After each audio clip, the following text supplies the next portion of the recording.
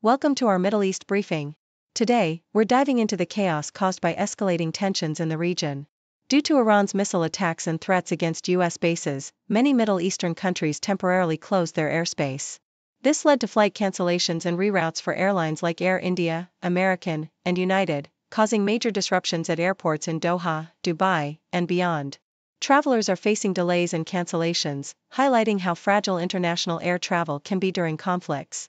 In a surprising turn, U.S. President Donald Trump announced a complete and total ceasefire between Israel and Iran, claiming the 12-day war was coming to an end. While this sounds promising, tensions still linger, and some experts believe the recent strikes might have unintentionally strengthened Iran's nuclear ambitions. Meanwhile, political debates heat up in Congress, with lawmakers questioning the transparency and legality of the military actions, sparking ongoing division. Lastly, the conflict's ripple effects are felt in U.S. cities like Washington and New York, where security has been ramped up amidst fears of retaliation. Iranian Americans in Maryland are cautiously optimistic, but the overall situation remains tense. Plus, in politics, Trump is actively working to challenge GOP incumbent Thomas Massie in Kentucky, signaling ongoing battles within the Republican Party. Please continue to watch for more detailed insights. According to the Australian Broadcasting Corporation, the ongoing Israel-Iran conflict has plunged the Middle East into chaos, with regional airspace closures and missile attacks disrupting international flights. As Iran targeted U.S. military bases with missile strikes, airlines responded by suspending or rerouting flights to the region, affecting major routes to Doha, Dubai, and other key hubs. Airlines like Air India, American Airlines, and Finnair have halted operations to the Middle East, citing security concerns and the risk of missile or drone attacks. Dubai and Qatar temporarily closed their airspaces but have since reopened, though delays and cancellations remain prevalent, illustrating the widespread impact of escalating tensions on global aviation. Nikkei Asia reports that U.S. President Donald Trump announced a tentative ceasefire between Israel and Iran, claiming both nations had agreed to a complete and total cessation of hostilities. The ceasefire was set to commence within hours, marking a hopeful turn in a conflict that had seen Iran retaliate against U.S. and Israeli strikes with missile attacks, including one on a U.S. military base in Qatar. Trump's optimistic tone was echoed by Vice President J.D. Vance, who expressed confidence that Iran was eager to end fighting after their nuclear program was significantly dismantled. Despite the hopeful rhetoric, the situation remained tense, with ongoing military actions and diplomatic efforts unfolding amid fears of a broader regional escalation. The Independent highlights that political figures like J.D. Vance believe Iran may be reluctant to continue fighting, suggesting that the recent military actions and the destruction of Iran's nuclear capabilities have pushed Tehran toward a desire for peace.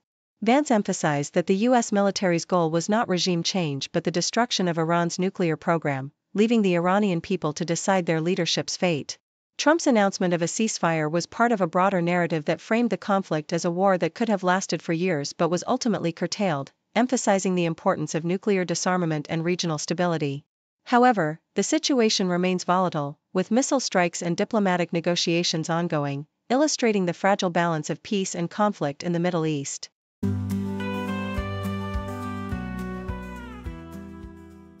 The Washington Post reports on the cautious optimism among Iranian Americans in Maryland following recent U.S. military strikes on Iran.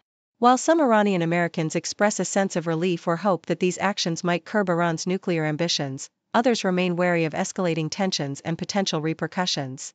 This nuanced perspective reflects the complex emotions within the Iranian American community, who are watching closely as their homeland faces increased military pressure, yet also hope for a future that might bring stability. The article underscores the delicate balance of hope and apprehension among this community, highlighting their cautious stance amid ongoing geopolitical conflicts. The Independent details the chaos caused by Qatar's airspace closure amid rising tensions in the Middle East, especially after Iran's missile attack on a U.S. base. The sudden shutdown at Doha's Hamad International Airport led to widespread disruption, with dozens of flights diverted or cancelled, leaving tens of thousands of travelers stranded across various airports. Qatar Airways had to reroute flights to airports in Saudi Arabia, Oman, Turkey, and India, creating a logistical nightmare for passengers and airlines alike. The situation exposed the fragility of global air travel in times of crisis, with stranded passengers facing uncertain futures, hotel shortages, and complex rebooking processes. The article vividly captures the turmoil and the ripple effects of geopolitical conflicts on everyday travelers, emphasizing the challenges airlines face during such turbulent times. The New York Times reports on heightened security measures across major U.S. cities in response to Iran's recent missile attacks and the potential for retaliatory violence. In cities like Washington, D.C., New York, and Los Angeles, authorities have increased police presence at religious and cultural sites, aiming to prevent possible attacks linked to tensions between Iran and Israel. Officials acknowledge that there are no specific threats yet but are acting out of an abundance of caution. The article highlights the long-standing regional tensions that have escalated recently, with Israel's surprise attack on Iran's military leadership igniting fears of wider conflict. Public opinion in the U.S. largely opposes direct military involvement, with many Americans worried about the safety and stability of their communities amid the volatile geopolitical landscape.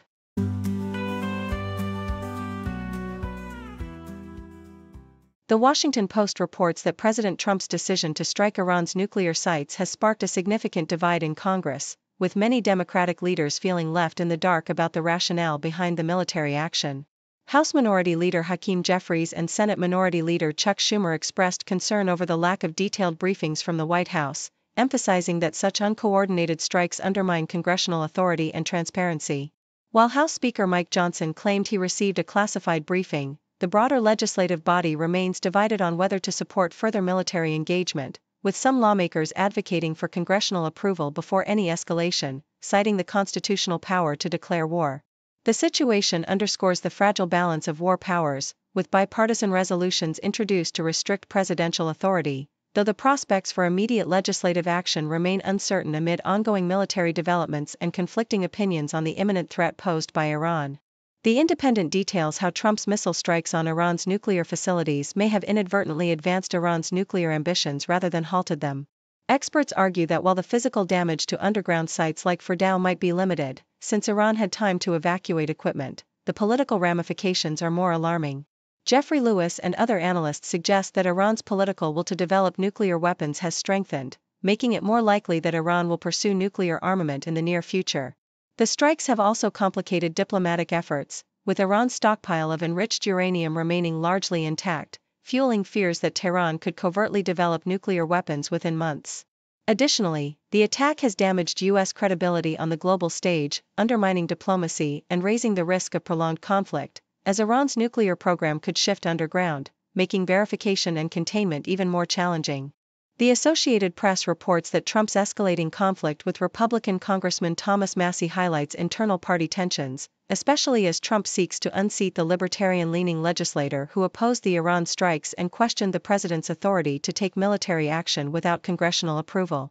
Trump's allies have launched a super PAC aimed at defeating Massie in the 2026 primary, signaling a broader effort to discipline Republican dissenters. Despite Trump's vocal criticism, Massie remains popular among his constituents for his principled stance and willingness to challenge the president's policies, including his opposition to the Iran strikes. The political battle in Kentucky exemplifies the complex dynamics within the Republican Party, where Trump's influence is both formidable and contested, and where voter support appears divided, some backing Massie's independence, while others remain loyal to Trump's agenda. This inter-party conflict could have significant implications for future legislative battles and the stability of Trump's political influence.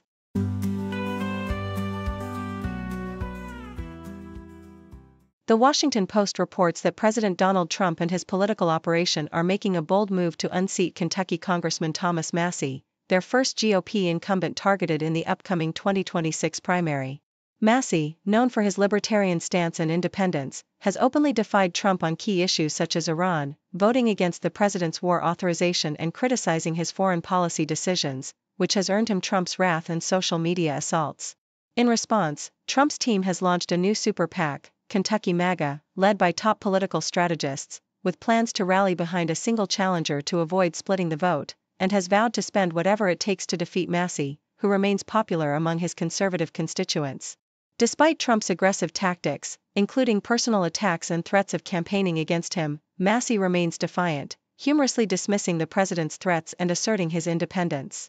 This internal GOP conflict highlights Trump's strategic caution in targeting incumbents in a closely divided House, especially in Kentucky, a state that has historically been a Trump stronghold but where he has clashed with local lawmakers like Senator Rand Paul and Mitch McConnell.